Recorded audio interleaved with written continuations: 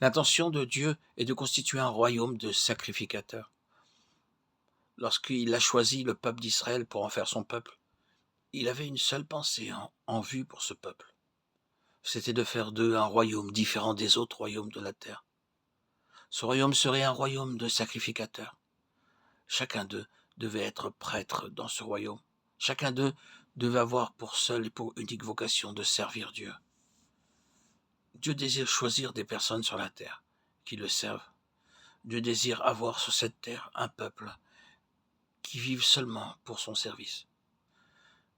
Dieu aspire à ce que tous ses enfants soient des prêtres et qu'ils le servent.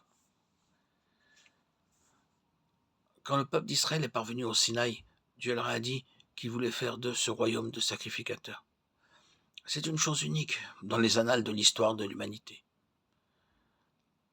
La Grande-Bretagne était reconnue pour être une puissance maritime, les États-Unis comme une nation forte dans le domaine économique, la Chine comme ayant une civilisation fort ancienne et l'Inde pour sa sagesse. Or, nous avons ici un royaume connu comme étant un royaume de sacrificateurs. Dans ce royaume, tous les hommes et les femmes servent dans la sacrificature. Jeunes comme plus âgés, tous sont prêtres. Quelle que soit la profession de chacun, il doit apporter sa contribution pour servir Dieu. Dieu a donné au peuple d'Israël 10 commandements. Après avoir déclaré au peuple qu'il voulait faire d'eux un royaume de sacrificateurs, Dieu a dit à Moïse de monter vers lui sur la montagne. Là, il voulait écrire les 10 commandements sur 2 tables de pierre pour les donner au peuple d'Israël. Moïse est resté 40 jours sur cette montagne, et Dieu écrivit sur les tables de pierre ces 10 commandements. Le peuple d'Israël a fait un veau d'or. Alors que Moïse était sur la montagne, le peuple se trouvait au pied de la montagne. Voyant qu'il tardait, ne sachant pas ce qui avait pu lui arriver, le peuple dit à Aaron, « Allons, fais-nous des dieux qui marchent devant nous. » Aaron les écouta et recueillit beaucoup d'or, qu'il façonna pour en faire un veau d'or.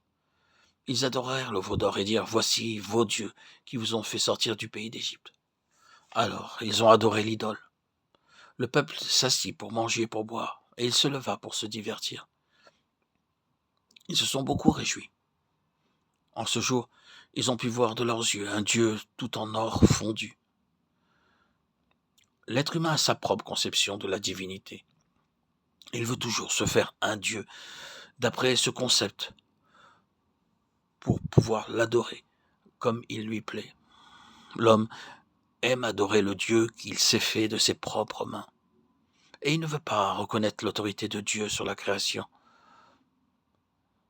L'homme n'est pas satisfait d'être une créature de Dieu.